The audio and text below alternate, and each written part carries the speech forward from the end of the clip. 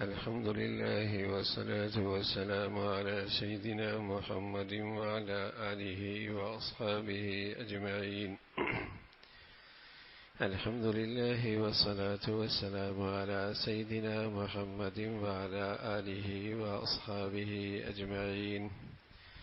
أما بعد، فأعوذ بالله من الشيطان الرجيم. بسم الله الرحمن الرحيم. أمن يجيب المضطر إذا دعا ويكشف السوء ويجعلكم خلفاء الأرض. وقال النبي صلى الله عليه وسلم: واستقبلوا أمواج البلاء بالدعاء والتضرع. صدق الله العظيم. اللهم صل على سيدنا محمد النبي الأمي وعلى آله وأصحابه وسلم. اللهم صل على سيدنا محمد النبي الأمي وعلى آله وأصحابه وسلم. میرے معزز مسلمان بزرگوں، عزیز بھائیوں،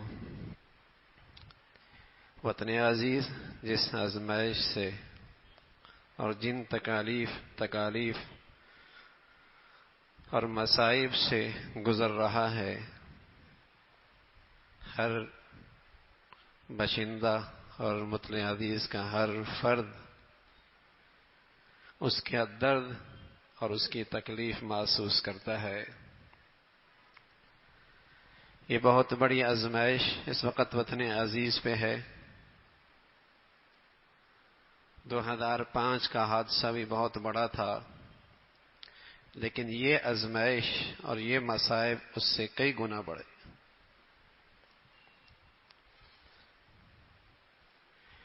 ایسے حالات میں ہمارا اللہ ہم سے کیا چاہتے ہیں، ہمارا دین ہماری کیا رہنمائی کرتا ہے، کہ اللہ اس آزمائش کے گھڑی میں اہل پاکستان کو نجات عطا فرمائے، سرخرو فرمائے اور یہ آزمائش کی گھڑیاں ختم ہوں، اللہ کی رحمت متوجہ ہو. ہمارا دین کیا کہتا ہے؟ ایک بڑی چیز جو اللہ نے قرآن میں بتائی ہے، امن یجیب المضطر. پریشان حال آدمی کی دعا بڑی قبول ہوتی. امن یجیب المضطر. پریشان حال آدمی کی دعا پوری توجہ کے ساتھ اس ذات کو پکارا جائے تو اللہ رب العزت دعا کے وسیلے سے اور دعا کے ذریعے مجبور شخص، پریشان حال آدمی، آزمائش میں گھرا فرد، اللہ اس کی مشکلیں آسان فرمانے لگتے. امن یجیب المضطر اذا دعا.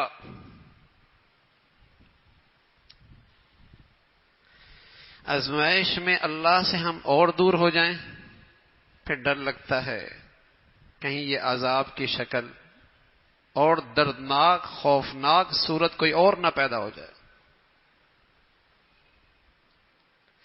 کوئی اور دردناک حالات نہ آنے لگ جائے. وَاسْتَقْبَلُوا أَمْوَاجَ الْبَلَاءِ بِالدُّعَاءِ وَالتَّضَرُّعِ. آنے والے مصائب اور پریشانیاں اور آفات کا راستہ روکا جا سکتا ہے، فرمایا اللہ کے سامنے گڑ گڑانے سے. یہ اللہ کے نبی بتا رہے، نسخہ دیا ہے، دوا تجویز کی ہے، پریشان حال لوگوں کے لیے رہنمائی فرمائی ہے، ہمیں متوجہ کیا ہے. وَاسْتَقْبَلُوا أَمْوَاجَ الْبَلَاءِ بِالدُّعَاءِ وَالتَّضَرُّعِ. جب کوئی آفت اور آزمائش آتی ہے تو پھر اس میں اچھے برے سب پس جاتے ہیں، امیر غریب سب کا حال ایک جیسا ہو جاتا ہے. ہم حرم میں تھے، مدینہ منورہ میں طوفانی بارشیں ہوئی تھیں. ایک شخص لفٹ میں تھا اور بیچارہ رونے کی کیفیت میں تھا، تو اپنے دوسرے ساتھی کو بتا رہا تھا کہ اربوں روپے کا نقصان منٹوں میں ہو گیا. گودام ہوں گے، کس چیز کے گودام تھے، سب صفر ہو گیا. اربوں روپے کے ایک شخص. تو جب آفت اور آزمائش آتی ہے تو ہیرو زیرو ہو جاتا ہے، ارب پتی سڑک پہ آ جاتا ہے. آزمائش بتا کے نہیں آتی کہ میں کس کے گھر پہ آؤں گی، جھونپڑی میں آؤں گی یا کوٹھی میں آؤں گی.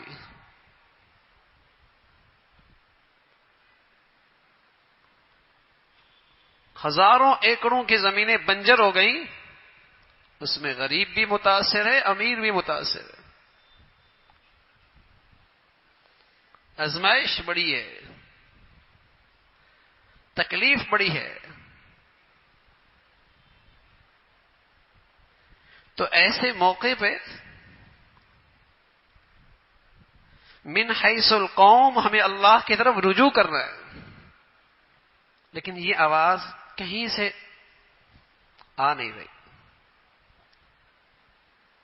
وہی حرکتیں جس سے اللہ کی رحمتیں اور دور ہوتی ہے، الزام تراشی، نفرتیں. رسول اللہ صلی اللہ علیہ وسلم فرمانے لگے اذا تصابت امتی سقطت من عین اللہ. جب یہ میری امت گالی گلوچ کرے گی اور اس کی زبان اور اس کی تحریر اور اس کی گفتگو گندی ہو جائے گی، یہ اللہ تعالی کی نظروں سے گر جائے گی. پھر اللہ کو اس کی کوئی پرواہ نہیں ہو. گالی گلوچ اذا تصابت امتی سقطت من عین اللہ. اس آزمائش کی گھڑی میں کہ یہ آزمائش جلد ختم ہو. اللہ کے خزانوں میں کسی چیز کی کمی نہیں. آزمائش میں جو پڑے ہیں اللہ ان کو اس سے بہتر دولت دے دے، اس سے بڑا انعام دے دے، ان پر اللہ کی اور مہربانی ہو جائے. اللہ کے خزانوں میں کمی کوئی نہیں. لیکن اگر ہم کنارے میں جو کھڑے ہیں، اگر ہم نے بھی اس وقت اللہ کی طرف رجوع نہ کیا تو میرے عزیزو، آزمائش کسی کے گھر میں بتا کے نہیں آتی. اور آزمائش کی شکل ایک ہی نہیں ہوتی کہ بارش ہی آئے، سیلاب بھی آئے. آزمائش کی بڑی شکلیں ہیں. محفوظ قلعوں کے اندر بھی کوئی محفوظ نہیں رہتا. تو آزمائش سے بچنے کے لیے، ان تکلیف دہ حالات سے نجات کے لیے رسول اللہ صلی اللہ علیہ وسلم نے ایک نسخہ دیا، وَاسْتَقْبَلُوا أَمْوَاجَ الْبَلَاءِ بِالدُّعَاءِ وَالتَّضَرُّعِ، کہ اللہ کریم کے ساتھ گڑ گڑاؤ. اور دعا کا سب سے اہم جوہر، دعا کا اصل جوہر، اے اللہ معاف فرما دے. پوری دعا کا اصل جوہر، اے اللہ معاف فرما دے. اللہ کریم کہنے لگے وَمَا كَانَ اللَّهُ لِيُعَذِّبَهُمْ وَأَنْتَ فِيهِمْ وَمَا كَانَ اللَّهُ مُعَذِّبَهُمْ وَهُمْ يَسْتَغْفِرُونَ. اللہ کا کلام ہے. اللہ قوم کو عذاب نہیں دیں گے جب تک کہ آپ موجود ہیں، اور اللہ اس وقت بھی عذاب نہیں دیں گے جب تک یہ قوم اللہ تعالی سے معافیاں مانگتی رہے گی. اللہ معاف. ہم بڑے گناہگار ہیں اور ہم نے گناہ کی انتہا اور حد کر دی ہے.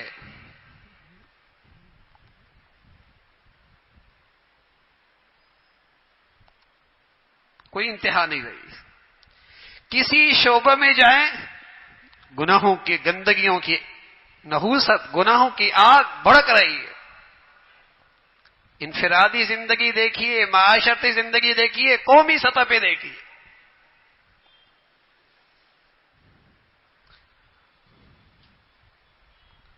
معافی، اللہ تعالی سے معافی، اللہ کی طرف رجوع. رسول اللہ صلی اللہ علیہ وسلم فرمانے لگے جب کوئی قوم معافی مانگنے لگتی ہے اور کثرت سے معافی مانگتی ہے، جعل اللہ لہ من کل ضیق مخرجا، اللہ ان کے لیے تنگی سے راستہ نکال دیتے. سبحان اللہ، اللہ تعالیٰ ان کی تنگی سے راستہ نکال دیتے ہیں. وَمِن كُلِّ هَمٍّ فَرَجًا، ہر غم اور ہر مشکل سے اللہ ان کے لیے نجات کی شکل پیدا کر دیتے ہیں. وَرَزَقَهُم مِّنْ حَيْثُ لَا يَحْتَسِبُ، اور ان کی زندگی کی ضروریات وہاں سے پوری ہوتی ہیں کہ ان کے وہم و گمان کے اندر بھی نہیں ہوتا. اور میرے عزیزوں، قسم خدا کی، مولا نہ چاہے تو کوئی کسی کی ضرورت نہیں پوری کر سکتا. یہ اللہ ہی ہے جو سب کو کھلا رہا ہے، یہ مولا ہی ہے جس نے سب کے لیے انتظام کر رکھا ہے. یہ اسی کے خزانے ہیں، بندے کا بس نہیں ہے. فرمایا معافی مانگنے پہ آ جائے اللہ مشکلیں آسان کر دیں گے، ضروریات کے لیے سہولیات مہیا کر دیں گے. اور جو راستے بند نظر آتے ہیں، جو رکاوٹیں نظر آتی ہیں، اللہ ان کو دور فرما دیں گے. سچے نبی کی سچی بات ہے نا بھائی، سچے نبی کی سچی بات ہے.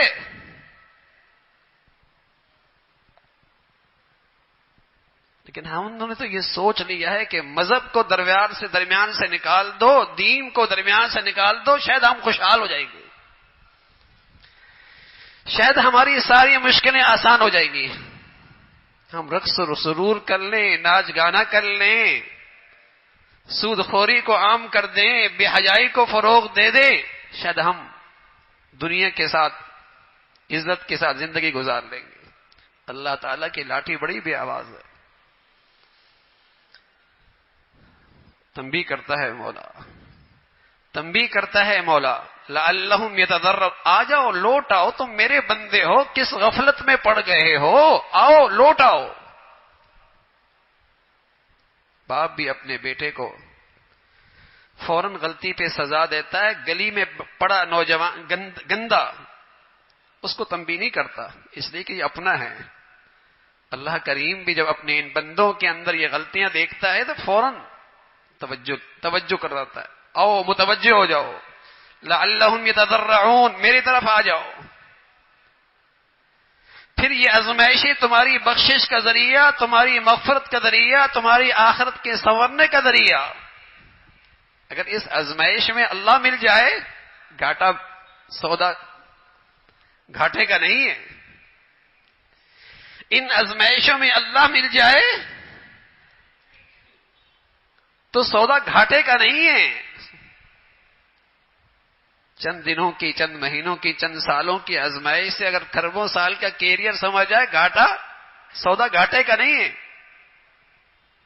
لیکن اللہ معاف فرمائے، اگر بے حسی جاری رہی، غفلت جاری رہی، اور جس ڈگر پہ زندگی گزر رہی ہے ہم اس سے توبہ تائب نہیں ہوئے، پھر ڈر لگتا ہے کہیں اللہ کا غضب اور جوش نہ مارے، پھر ڈر لگتا، پھر کسی ایک اور آزمائش کا خوف آتا ہے. رسول اللہ صلی اللہ علیہ وسلم فرمانے لگے کہ مسلمان کو اس کا کلمہ بھی تبھی نفع دیتا ہے، مسلمان کو اس کا اسلام بھی تبھی نفع دیتا ہے جب وہ اسلام اور کلمے کا حقوق کا بھی تو خیال رکھے، اور جب اس کے حقوق کا خیال نہ رکھے گا تو اس کا اسلام اور اس کا کلمہ بھی اسے نفع نہیں دے گا. کہا یا رسول اللہ وہ کیسے ہوتا ہے؟ فرمایا اس کے گھر میں، اس کی آنکھوں کے سامنے، اس کے اختیار میں، اس کے ماتحت، اس کے سامنے اللہ کی نافرمانی ہو اور اللہ کی خاطر کوئی غیرت نہ کھائے، اس کی روک ٹوک کی کوئی کوشش نہ ہو، بلکہ جہاں گناہ اسٹیٹس بن جائے، جہاں گناہوں کا نام ثقافت رکھ دیا جائے، جہاں بے حیائی اور فحاشی اور رقص و سرور کو محفل جمانے کا ذریعہ بنا دیا جائے، بتائیے نا، اللہ کے غضب کو دعوت نہیں ہے؟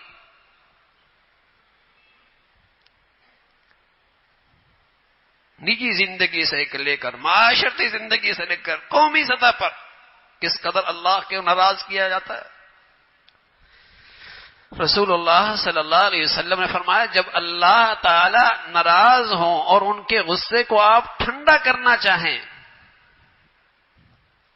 قبر کی تپش ہو یا اللہ کا غصہ ہو، یہ ٹھنڈا کیسے ہوتا ہے؟ قبر کی تپش ہو یا موت بری ہو یا اللہ کا غصہ ہو، اس سے نجات کیسے ہوگی؟ فرمایا صدقہ خیرات کی کثرت کرو۔ آج میری بدعمالیاں سر چڑھ کے بول رہی ہے نا، اس کا ریئیکشن مجھے ہر طرف نظر آ رہا ہے، تو مجھے کثرت سے صدقہ خیرات کرنی چاہیے تاکہ اللہ تعالیٰ کا غصہ ٹھنڈا ہو۔ آپ فرمایا کرتے تھے کثرت صدقے سے اللہ کا غصہ ٹھنڈا ہوتا ہے، بری موت سے آدمی محفوظ ہوتا ہے، قبر کی سختی ختم ہوتی ہے۔ اور آپ علیہ الصلوۃ والسلام فرمانے لگے، اگر کوئی کسی مسلمان کی حاجت اللہ کی خاطر پورا کرے گا،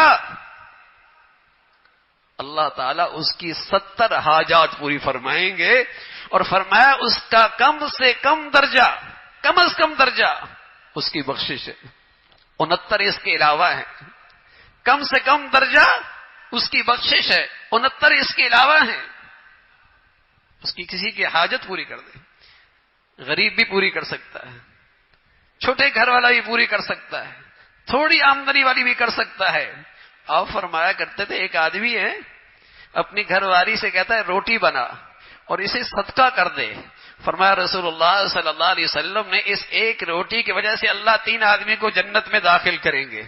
ایک گھر کا وہ سربراہ جس نے صدقے کی تلقین کی، دوسری وہ خاتون جس نے روٹی پکائی، تیسرا وہ خادم جو جا کر اس ضرورت مند تک پہنچا کے آیا۔ سبحان اللہ، تینوں کی اللہ بخشش فرما دے۔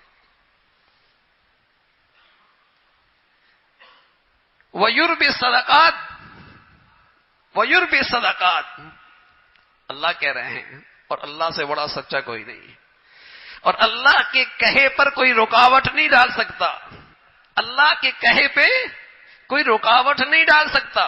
فرمایا وَيُرْبِي الصَّدَقَاتِ، صدقات خیرات کرو گے اللہ تمہارے مال میں اور بڑھوتری کریں گے اور اضافہ کریں گے۔